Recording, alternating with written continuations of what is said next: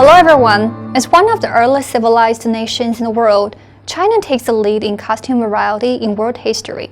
Chinese people place clothing on the top of their daily necessities, which are clothing, food, shelter, and transportation.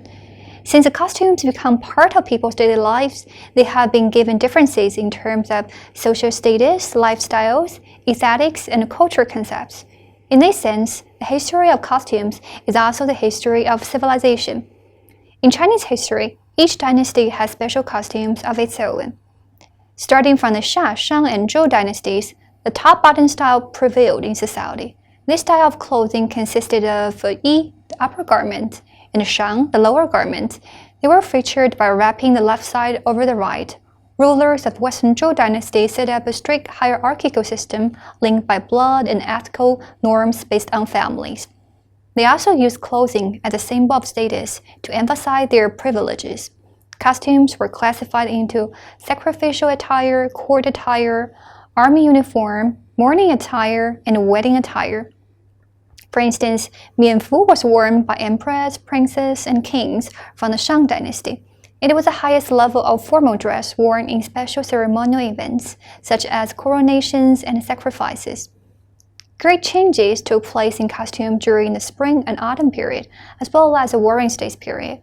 A great reform in clothing was launched since the long, loose garment with a large girdle could not keep pace with the times.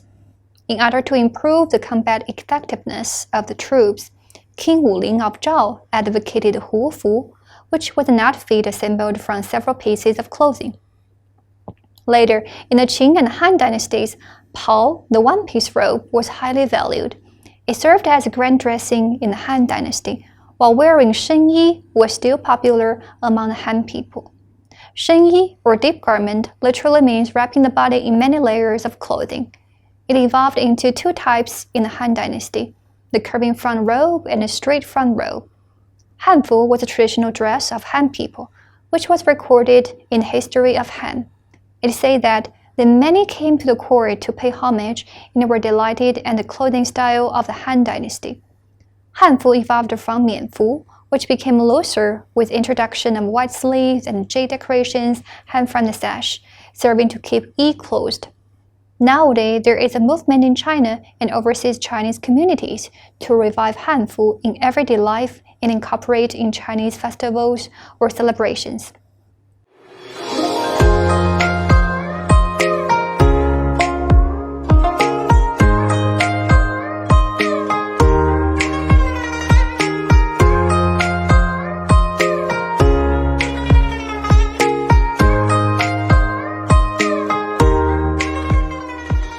The second great change in traditional Chinese clothing occurred during the Wei, Jing, and Northern and Southern dynasties, owing to continuous military operations. Then hufu became the most common clothing with a slight change in style, featuring narrow sleeves, a close-fitting yi, and a slit shang. It is worth mentioning that the ethnic minority people settled down with the Han people. As a result, the way they dressed influenced the Han style, and vice versa. When China was reunited in the Sui dynasty, the Han dress code was pursued again. In the Tang dynasty was a golden age for the development of clothing and design and style due to the political stability, economic prosperity, and relaxed social atmosphere.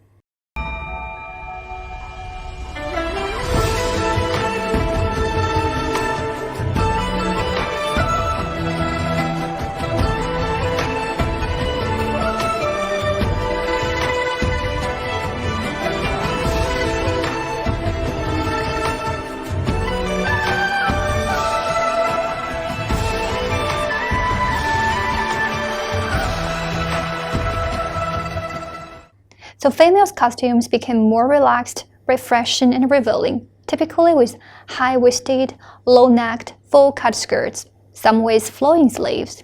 Influenced by foreign cultures, Persian-style slippers could be seen during this time.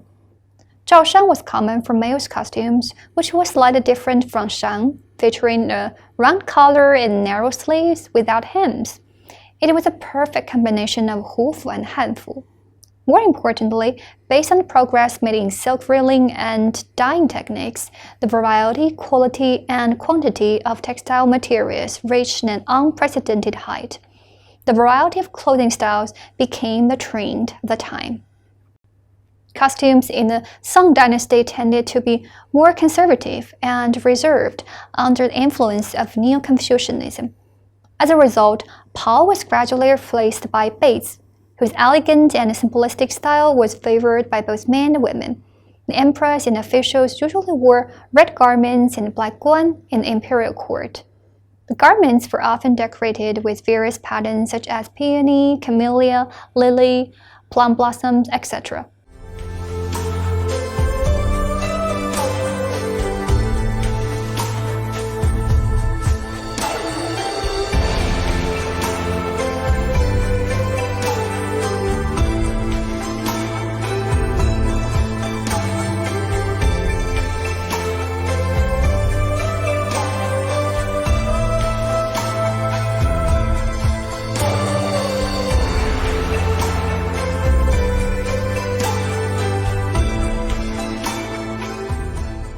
In general, the psychological orientation of the Song costume seemed to be more in line with ideology of the time, a sense of order between the emperor and his subordinates, the father and his son, the husband and the wife.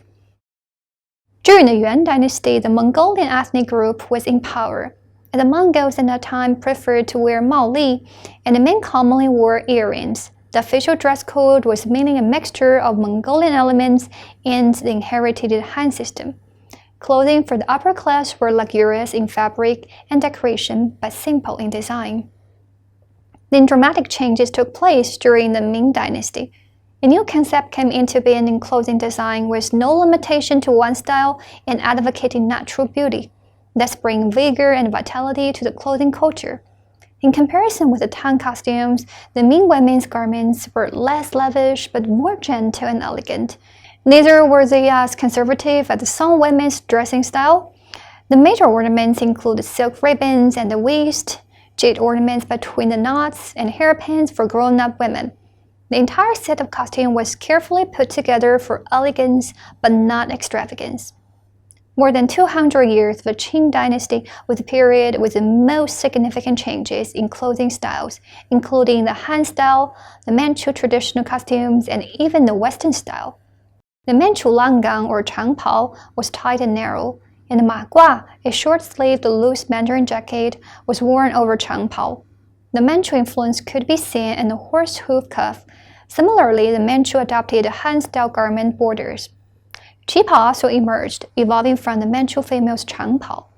The Manchu people were also called the banner people, so the name of their long dress was called qipao. The very early type of qipao was loose and nearly covered the whole body of a woman.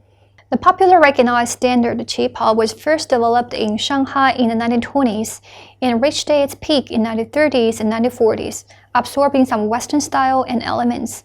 Modifications and improvements were made to expose the curves of the female.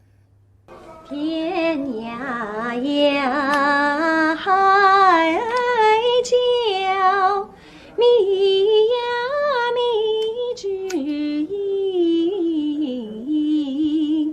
小妹妹唱歌，郎奏琴。